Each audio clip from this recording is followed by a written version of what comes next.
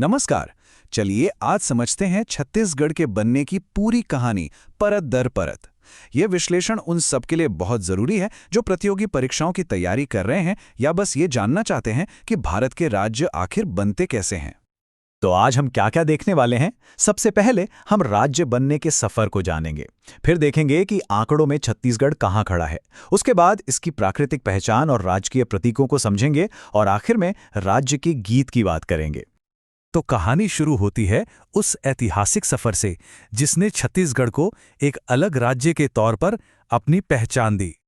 देखिए, ये दो तारीखें बहुत जरूरी हैं। पहले 1956 में राज्य पुनर्गठन अधिनियम से मध्य प्रदेश बना और फिर ठीक 44 साल बाद 2000 में उसी मध्य प्रदेश का पुनर्गठन करके छत्तीसगढ़ का जन्म हुआ।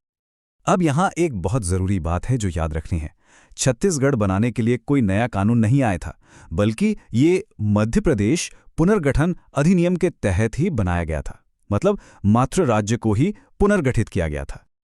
और वो ऐतिहासिक दिन था 1 नवंबर 2000। इसी दिन छत्तीसगढ़ भारत का 26वां राज्य बना। ये तारीख तो बस जहन में बिठा लीजिए। एक और दिलचस्प पहलू है इसका समय। ये सब हुआ कब? ये हो रहा था देश की 9वीं पंचवर्षीय योजना के दौरान। तो ये घटना राष्ट्रीय आर्थिक योजना के एक बड़े फ्रेमवर्क का हिस्सा थी। चलिए अब जरा आंकड़ों पर नजर डालते हैं कि जब ये नया राज्य बना तो देश के नक्शे पर इसका कद क्या था। तो इसका कुल एरिया है 1,35,192 वर्ग किलोमीटर और इस विशाल एरिया के साथ ये भारत का 9वां सबसे बड़ा राज्य बन गया। और अगर आबादी की बात करें तो 2011 की जनगणना के हिसाब से ये थी 2.55 करोड़। इस लिहाज से छत्तीसगढ़ देश का 16वां सबसे ज्यादा आबादी वाला राज्य था। तो ये हिस्सा आया कहाँ से? जाहिर है मध्य प्रदेश से। अगर आप देखें तो मध्य प्रदेश का करीब 30.47% क्षेत्रफल और लगभग 35.17% आबादी लेकर छत्तीसगढ़ राज्य बना। ये टेबल सब कुछ एक नज़र में साफ कर देती है।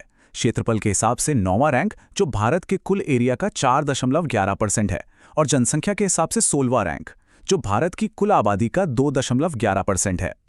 तो ठीक है, राज्य बन गया, उसके आंकड़े भी पता चल गए, लेकिन अब सवाल था इसकी अपनी पहचान का। और ये पहचान गढ़ने की शुरुआत हुई इसकी प्रकृति से, इसकी जमीन से। तो सबसे पहले चुना गया राजकीय पशु और ये गौरव मिला जंगली जल भैंसे को, जिसे हम वन भैंसा भी कहते हैं। इसे 2001 में राजकीय पशु का दर्जा दिया गया। स्थानीय लोग नर को अरना और मादा को अरनी कहते हैं। और देखिए इसका जिक्र कितना पुराना है। बाणभट्ट के प्राचीन ग्रंथ कादम्बरी तक में इसे मृत्यु का प्रतीक कहा गया है। हालांकि आज इसे रिंडरपेस्ट जैसे वायरस से बचाने की एक बड़ी चुनौती भी है। पशु के बाद बारी आई राजकीय पक्षी की और वो बनी अपनी आवाज के लिए मशहूर पहाड़ी मैना। इसे भी 2001 में ही चुना गया और इसकी सबसे बड़ी खासियत, ये इंसानी आवाज की हूबहू नकल कर सकती है। इसी वजह से कांगेर घाटी नेशनल पार्क में इसे खास तौर पर संरक्षित किया जा रहा है। अब आते हैं राजकीय वृक्ष पर, जो है साल या सरई का पेड़। ये पेड़ तो मानो छत्तीसगढ़ के जंगलों की जान है। इसी वजह से तो बस्तर के इलाके को साल वनों का द्वीप तक कहा जाता है। और केसकाल घाटी में तो बहुत ही अच्छी क्वालिटी की साल की लकड़ी मिलती है।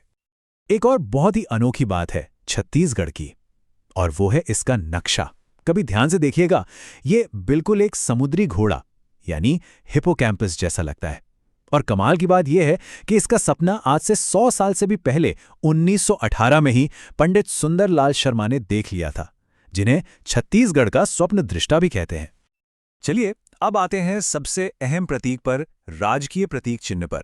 एक ऐसा डिजाइन जिसमें पूरे छत्तीसगढ़ की कहानी छिपी हुई है। राज्य बनने के ठीक बाद 4 सितंबर 2001 को इस प्रतीक चिन्ह को आधिकारिक तौर पर अपना लिया गया, जिससे इस नई पहचान पर मोहर लग गई। अब जरा इसे समझते हैं। बाहर की तरफ जो हरे रंग के 36 किले हैं, वही तो छत्तीसगढ़ के नाम का आधार हैं। बीच में लाल रंग का अशोक स्तंभ भारत के साथ इसके जुड़ाव को दिखाता है। सुनहरी धान की बालियां बताती हैं कि ये धान का कटोरा है। नीले रंग की ऊर्जा तरंगें यहाँ के खनिज और ऊर्जा की शक्ति को दर्शाती हैं। और तिरंगे में लिपटी नदियां यहाँ की जीवन रेखा हैं। और आखिर में बात करते हैं उस आवाज की, उस गीत की जो इस प्रदेश की मिट्टी की खुशबू को बयां करता है। ये गीत है अरपा पैरी के धार। इसे लिखा है डॉक्टर नरेंद्र देव वर्मा ने और यही छत्तीसगढ़ का आधिकारिक राजगीत है। इसकी कुछ खास बातें हैं। इसकी अवधि सिर्फ 1 मिनट 15 सेकंड है। इसमें प्रदेश की 4 मुख्य नदियों अरपा, पैरी, महानदी और इंद्रावती का जिक्र आता है और साथ ही 7 जिलों का भी उल्लेख है। ये गीत एक तरह से पूरे छत्तीसगढ़ का काव्यात्मक नक्शा है। तो कुल मिलाकर ये सभी प्रतीक, चाहे वो राज्य का नक्शा हो, राजकीय पशु पक्षी हो या फिर राज्य गीत, ये सब मिलकर एक ऐसे राज्य की कहानी गढ़ते हैं जो अपनी संस्कृति में तो सदियों पुराना है, पर अपने स्वरूप में बिल्कुल नया। ये प्रतीक इस नई पहचान को स्थापित करने का एक सोचा समझा प्रयास हैं।